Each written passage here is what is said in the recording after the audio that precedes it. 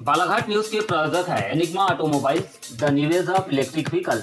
मात्र 5 रुपए में 85 किलोमीटर चलने वाली भारत की सक्सेसफुल ई स्कूटर। फाइनेंस एवं एक्सचेंज की सुविधा उपलब्ध। No petrol, no license, no pollution, no registration, comfortable and eco friendly scooter. संपर्क करें Sunil bike motors, Gondia road, FCI गोदाम के सामने, कोसनी, बालाघाट। Contact detail 9424969460 8770029001।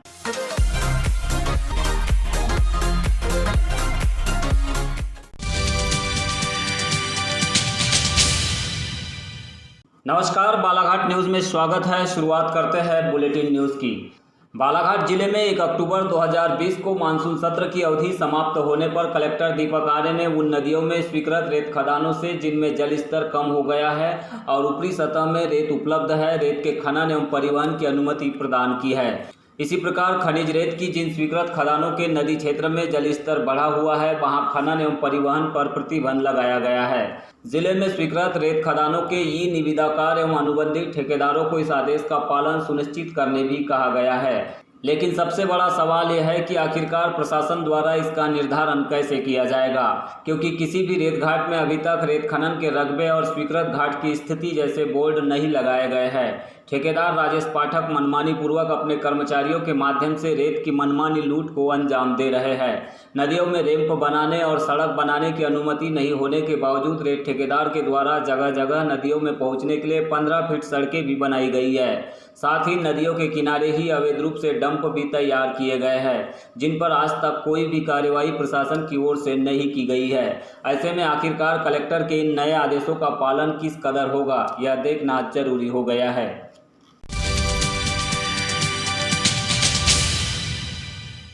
सैलानियों के लिए कान्हा नेशनल पार्क 1 अक्टूबर से शुरू हो गया है। सुबह के समय पार्क प्रबंधन के अधिकारियों ने कलेक्टर दीपक आर्य और सीईओ जिला पंचायत आर उमा माहेश्वरी के निर्देशन में मुख्य गेट पर 32 जिप्सी वाहनों को प्रवेश कराया। इस दौरान टूरिज्म प्रमोशन काउंसिल बालाघाट के सहायक नोडल अधिकारी रवि पालेवार, राहुल मेश्राम एवं पार्क प्रबंधन से जुड़े अन्य कर्मचारी मौजूद रहे, जहां पर गाइड, जिप्सी ड्राइवर एवं पर्यटकों को मास्क, सैनिटाइजर, ग्लव्स का वितरण कर सुरक्षित पर्यटन करने हेतु शपथ भी दिलाई गई।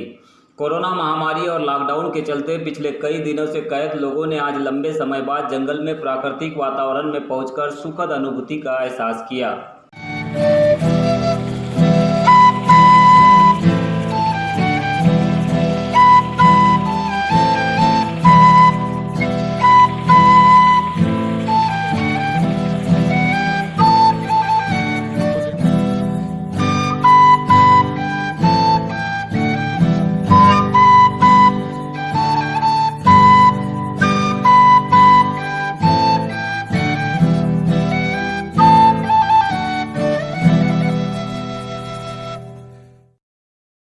प्रॉपर सैनिटाइजेशन किया गया, मास्क का उपयोग कराया गया सभी से। उसके बाद जब हम लोग पार्क में गए, साइटिंग आज पहले दिन के हिसाब से नो डाउट बहुत अच्छी थी।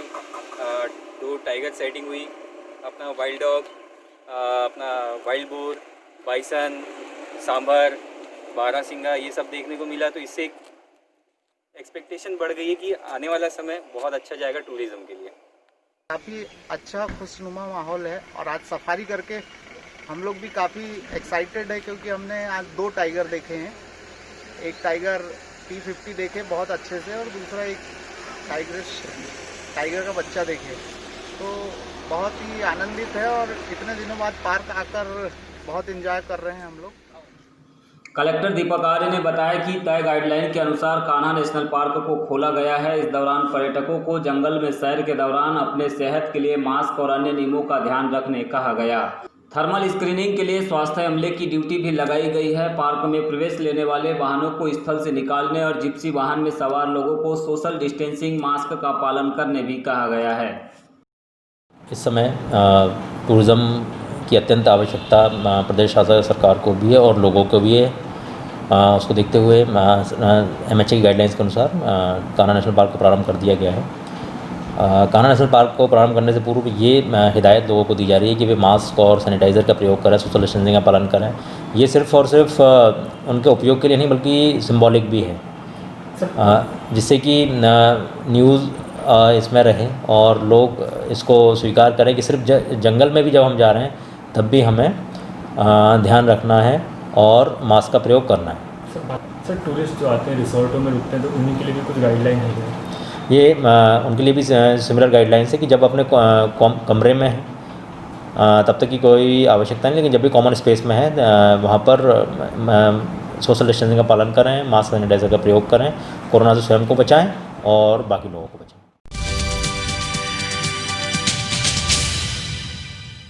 उत्तर प्रदेश के हाथरस में वाल्मीकि समाज की युवती के साथ बरती गई हैवानियत को लेकर ओबीसी महासभा बिरसा के द्वारा योगी सरकार की कड़े शब्दों में निंदा की गई। साथ ही ग्राम बोरी में युवाओं के द्वारा कैंडल मार्च निकाला गया। बताया गया कि दलित बेटी के साथ हाथरस में जो अमानवीय अत्याचार किया गया है, इससे पूरा देश शर्मिंदा है और सभी को इस घटना ने सोचने पर मजबूर कर दिया। युवाओं ने आक्रोश जाहिर करते हुए इस घटना को लेकर प्रधानमंत्री नरेंद्र मोदी और राष्ट्रपति से मांग की है कि आरोपियों को तत्काल फांसी की सजा सुनाई जाए। अगर पीड़िता को शीघ्र न्याय नहीं मिलता है तो युवाओं के द्वारा जल्द ही बड़ा आंदोलन किया जाएगा। इस मौके पर ओबीसी महासभा के पदाधिकारी हेमेंद्र साहू, रंजीत यादव, चंद्रकांत बघेल, विजय तिल्लासी, राहुल यादव, अंकित सोनवाने, दिलोचंद, दयालु यादव, शिवा भौरे, जित्तू, लक्की, टेकचंद, मोहित, संतराम, कमलेश सहित अन्य युवा मौजूद रहे।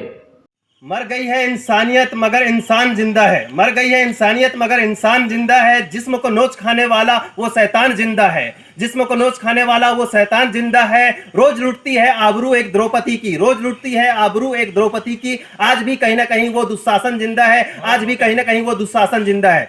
उत्तर प्रदेश हाथरस में जो दलित बेटी के साथ जो घटना घटी है, 4 उच्च स्वर्ण जाति के जो लोग हैं उन्होंने उनके साथ बलात्कार किए हैं। 14 सितंबर की घटना हुई है। बलात्कार करने के बाद उसकी रीढ़ की हड्डी को तोड़ दी गई और साथ ही साथ जीभ को काट दिया गया। लेकिन ये घटना जब घटी तो आज तक के किसी मीडिया ने नहीं दिखाया, आज तक के किसी पत्रकार ने इस बारे में बात नहीं किया। क्या वो दलित की बेटी है इसलिए बात नहीं किया गया? क्या मीडिया में इसलिए नहीं दिखाया गया कि वो एक गरीब तबके की बेटी है? मैं आज इस वीडियो के माध्यम से आज हमने ओबीसी बिरसा महासभा जो है उसके बैनर तले में हमने यहाँ पर कैंडल मार्च का आयोजन किए हैं और अगर भविष्य में उन्हें सजा नहीं दी जाती है, मैं माननीय प्रधानमंत्री नरेंद्र मोदी जी से, उत्तर प्रदेश के मुख्यमंत्री माननीय योगी आदित्यनाथ जी से मैं अपील करना चाहूंगा। युवाओं के द्वारा अपील किया जा रहा है कि जिन्होंने बलात्कार की घटना को अंजाम दिए हैं उन्हें तुरंत से तुरंत फांसी दी जाए। अगर फांसी नहीं दी जाती है तो भविष्य में ओबीसी महासभा के बैनर तले एक विशाल आंदोलन होगा जिसकी सारी जवाबदारी शासन और प्रशासन की होगी।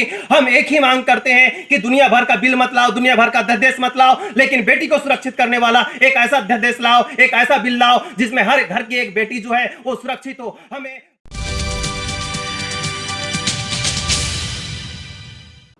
उकवा के सामुदायिक भवन में अनाधिकृत कब्जा करते हुए कुछ लोगों द्वारा फिटनेस जोन का संचालन किया जा रहा है। इससे लोगों में नाराजगी दिखाई दे रही है। बताया गया कि यहां पर सामुदायिक भवन का उपयोग सामाजिक कार्यों के लिए किया जाना था, लेकिन क्षेत्र के कुछ लोगों ने बिना किसी अनुमति के यहां पर फिटनेस जोन तैयार कर दिया। वही भवन के लोकार्पण पत्थर को भी काला पेंट पोतकर उसे ढक दिया है। इसे लेकर कुछ लोगों ने शिकायत करते हुए सामुदायिक भवन के व्यावसायिक उपयोग पर रोक लगाने की मांग की है। गौरतलब है कि यहां पर मौजूद सामुदायिक भवन क्षेत्र के पूर्व विधायक कंकर मुजारे के विधायक निधि से बनाया गया था। इसके चलते भी मुजारे समर्थकों में इसके व्यावसायिक उपयोग को लेकर आक्रोश दिखाई दे रहा है।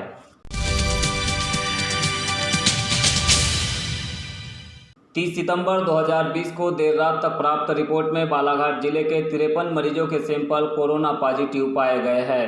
शासन के प्रोटोकॉल के अनुसार कोरोना पॉजिटिव 29 मरीजों के ठीक हो जाने पर उन्हें 30 सितंबर को डिस्चार्ज कर दिया गया। इस प्रकार बालाघाट जिले में अब तक 1158 मरीज कोरोना पॉजिटिव पाए जा चुके हैं। इनमें से 750 मरीज शासन के प्रोटोकॉल के अनुसार ठीक होकर अपने घर जा चुके हैं, जबकि 391 मरीजों का उपचार चल रहा है। 10 मरीजों को उपचार के लिए मेडिकल कॉलेज छिंदवाड़ा रेफर किया गया है और 7 मरीजों की अब तक मृत्यु हो चुकी है।